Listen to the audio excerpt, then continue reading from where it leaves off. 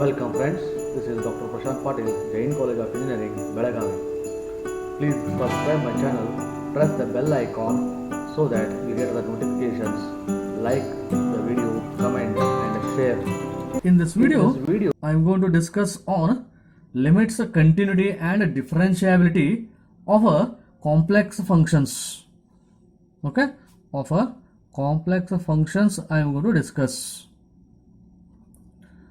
As we know, the limits and continuity for the real valued functions, same thing is extended for complex functions also. Okay, now limit, let me define the limit first. Let omega equal to f of z be a function defined in a neighborhood of a point A. Okay, as omega is a complex function defined in a neighborhood of point A, except at A. It is defined throughout, but except at A, then f of z is said to have a limit L as z tends to A. Okay, is said to have a limit L as z tends to A here.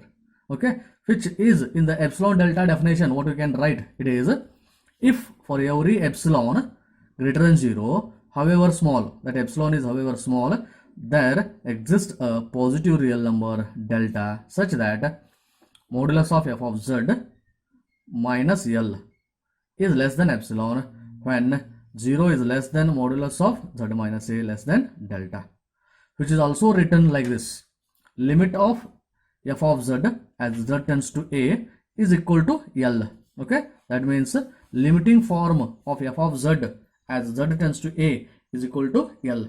But f of A should there exist or except or exist or does not may exist. This is a limit of a complex function f of z. Usually we are using this definition. This is epsilon delta definition. This is a limit form of the function. Then continuity. Okay, of complex function f of z is said to be continuous at a point A if f of z is defined at A. F of z is defined at A and limit as z tends to A, f of z is equal to f of A. That is f of z minus modulus of f of z minus f of A is less than epsilon when 0 is less than modulus of f of z minus A is less than delta. Okay, that means a complex function is said to be continuous at point A if f of z is equal to f of A. It is defined at point A. That is limit as z tends to A, f of z is equal to f of A. Then we say that function f of z is continuous at A. Okay, or in epsilon delta definition, modulus of f of z minus less than epsilon when 0 is less than modulus of z minus A less than delta. Okay, at particular point A, I am telling. Then using this differentiability I can define. If their function is continuous, then I can define it as a continuous differentiability. A complex function f of z is said to be differentiable. Okay, at a point A if limit as z minus A as z tends to A, f of z minus f of A divided by z minus A exists. This limit exists and it is unique. That is important. Okay, exists and unique. Then the limit is called derivative of f of z at point A. Okay, if that limit exists, that is limit as z tends to A, f of z minus z f of A divided by z minus A exists and unique, then that value of limit is called derivative of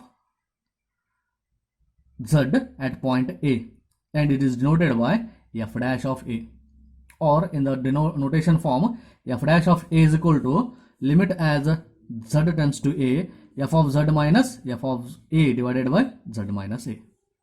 Or in epsilon delta definition, if you want, if z minus A equal to delta z, if I am taking difference between z and A delta z, then as z tends to A, this will become 0, delta z tends to 0. Therefore f dash of A also I can write it as limit as delta z tends to 0, f of A plus delta z. Okay, here in the definition f of z is there. Z is nothing but z equal to A plus delta z I can write. f of a plus delta z minus f of a divided by delta z. This definition I am going to use in my derivation of CR equations. That's why remember this definition. F dash of a equal to limit as delta z tends to 0, f of a plus delta z minus f of a divided by delta z. If it is differentiable, then we can define it as an analytic function. That I am going to define here now. Okay, now previously I have defined f of z is differentiable and continuate at point A, particular point A. Okay, if that f of z is differentiable in an open set or in a domain D, then f of z is differentiable at every point of A. Okay, if for f of z is said to be differentiable at open domain D, if f of z is differentiable at every point of that domain D or open set D, then same thing, analytic function now. Very important. Now onwards you are using analytic functions now. Okay, a complex function f of z is said to be analytic. Okay, we are calling a function f of z as analytic at point A if it is differentiable at A, okay, as well as at all points in the neighborhood of A, then we are calling it as an analytic function. Analytic, instead of calling it as a differentiable function, now we are calling it as analytic function if it is differentiable at A as well as it is differentiable in the neighborhood of A, then we call it as a analytic function. Okay, analytic functions are also called as regular functions or holomorphic functions also. The naming is different just. Okay, now onwards whenever we are using the analytic function, then it is differentiable at a particular point A as well as it is differentiable at the point neighborhood of A. Okay, now what about the properties of this analytic function then? If f of z is analytic at point A, then it is differentiable at A. According to the definition we can know. But the converse is not true. Okay, but the converse is not true. Means if every differentiable function is not analytic function. Okay, every analytic function is a differentiable, but converse is not true. That is, every differentiable function may not be an analytic function because it is may not be differentiable in the neighborhood of A. It may be a differentiable at only a point A, but it is not differentiable in the neighborhood of A. So that's why it is a converse is not true here.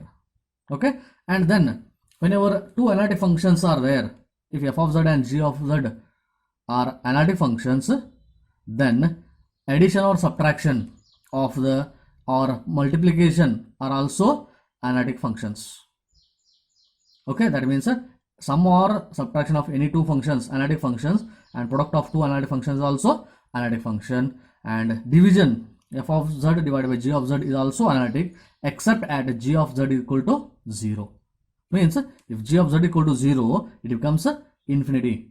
That's why it is analytic everywhere except at g of z equal to 0. Okay, like this, using these definitions, I am going to derive the CR equations, Cauchy-Riemann equations in Cartesian form as well as in polar form in my next videos. If you not yet subscribed my channel, please subscribe my channel. Don't forget to hit the bell icon so that you get the notifications of my next videos. Like this video, comment, and also share this video. Thank you, friends.